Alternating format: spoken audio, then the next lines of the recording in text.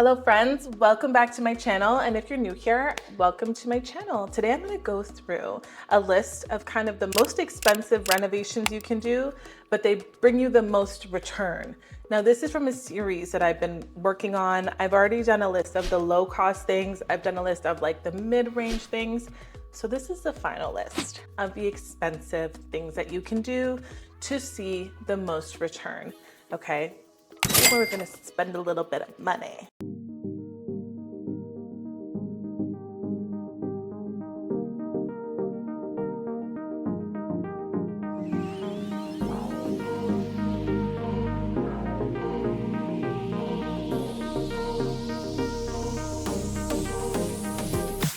Now, obviously, the first thing here is a kitchen renovation. We know that your kitchens and your bathrooms, they give you the biggest return on your investment. So a full kitchen remodel for sure, but I'm not gonna bore you with just like a basic answer like that. What I have been seeing lately is a beautiful modern approach to how we live our lives nowadays, reflected within our kitchen. So I mean like accessibility with your kitchen appliances, electronics. We have our appliances built into the islands, built into the cabinets. We have pop-up outlets, secret pantries. It'd be my dream to have a secret pantry. I would spend every last dollar on that. Amazing. I love having pots and pans and drawers, you know, built-in microwaves, all types of beautiful modern applications of like renovations, not just a basic, oh, let me just slap on the most expensive countertop and the most expensive, you know, cabinets. It's like incorporating our modern living into our living spaces. So doing a full kitchen remodel and having all of these detailed intricacies, I've seen bring massive returns. Even with the design element of having like open shelving, right? You know, beautiful custom made range hoods, you know, expensive stone being flown in, whatever it is, you name it. But if you are looking to like make an amazing wow factor, don't only just spend money on your materials, think about ways that you can incorporate all of these wonderful little surprises. You want to create that emotional connection. You want to create that wow factor with the buyer.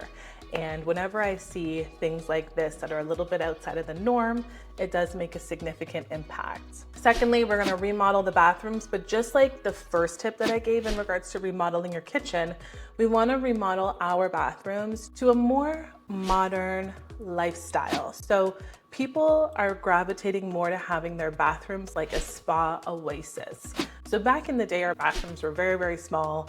Like in these century homes, you may have only had one bathroom. Whereas now we are spending more and more time in our bathrooms, whether that's like, you know, doing our hair, doing our makeup, relaxing. I've even seen saunas like in regular suburban homes. So as you are remodeling your bathroom, try to come up with ways on how you can make it more like a spa oasis, like a little getaway from home. I see tons and tons and tons of beautiful ideas online with this, and it's these kinds of renovations that really blow people away.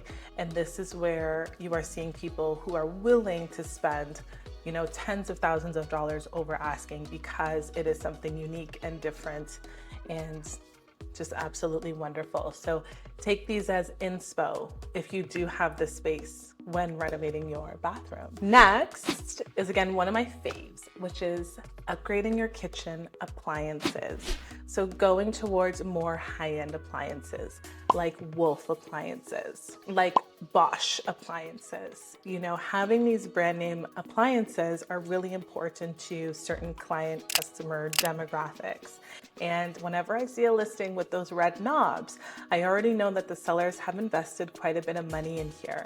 And it's a good sign to know that these owners are not cheaping out on one of the important parts of home renovations, which is the kitchen. I love this. I love cooking. I love being in the kitchen. This is something that me personally, as a wife, as a mother, as somebody who loves to cook, immediately it's like I see something like this and I'm like, wow, this is my home. This home was meant for me. So if you have a little bit of money to spend, get some Wolf appliances. Okay, next is not as sexy, Now we're not really in the sexy things anymore, but replacing your roof. So just like your HVAC, your furnace, your AC, a roof is a common thing that we ask, we inquire as buyer agents, or even when I am listing a property that I ask my sellers, hey, when was the roof done? Because most buyers want to know. When you're buying a freehold property, one of the most expensive things to maintain is a roof. And depending on how big your roof is, it could run you $10,000 up to $80,000. It really depends, right? So if you do have a little bit of money to spend and you want to have a guaranteed return on your spend, replacing your roof is always something that makes buyers very, very happy. And it does give a return on the investment over 100% every single time. Not as sexy as like a spa bathroom oasis, but very practical. The next thing on this list, and I feel like the reason why it's on this list is because of the recent prices in lumber and like building materials. And again, I'm not an expert at this, but creating outdoor living spaces. Now, this was really, really huge during the pandemic when we could not leave our homes. And really the only outdoor space that we had was when we were sitting on our backyards or in our back decks and our back patios. So adding that extension, it can bring you a return. However, I want you to take this one with a grain of salt and take a little bit of a disclaimer, because deck and patio stuff is highly subjective, right? I have had buyers who really love to garden, and then having a certain size backyard is very, very important to them. It's more important to them than other things inside the home. And then I've had buyers who have really, really bad allergies, and they told me that they intend on paving their entire backyard because they cannot stand any of the pollen. So whenever we're working with backyard spaces, it's always important to take it with a grain of salt. It's very tricky when it comes to like these outdoor installations as well. This is something that may not 100% guarantee your investment depending how much that you spend. However, adding a nice outdoor space while you are listing in the spring, summer can also highly benefit you. So I hope that makes sense. Lastly on this list is adding square footage. So I mean adding an addition, adding, an extension onto your home. I've seen this very, very common where like sellers will add on a sunroom in the back where they can work or they can do art or whatever it is. I've seen in the GTA where now we can have 3 dwellings. So I've seen some sellers add another unit on top of their existing garage. Adding square footage definitely adds value. However, it comes with a significant price tag. There's building permits you have to get, contractors, construction loans. This is something that is not for the DIYer.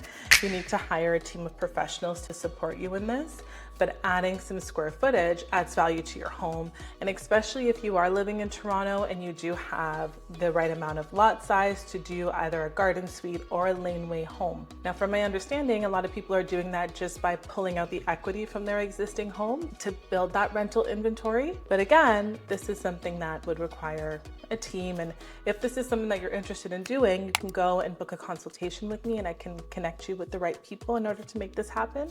But adding square footage, of course, is going to increase the value of your property and the lot and the land as a whole. So that concludes my final list of the most expensive things you can do to get you the best return. If you found value in this video, please like and subscribe. And if you haven't checked out the other ones from the series, go back and watch those. And if there's any other topics that you want me to touch on, just leave them in the comments. And if you'd like to book a one-on-one with me, the link will be somewhere in the description. Otherwise, thanks for watching.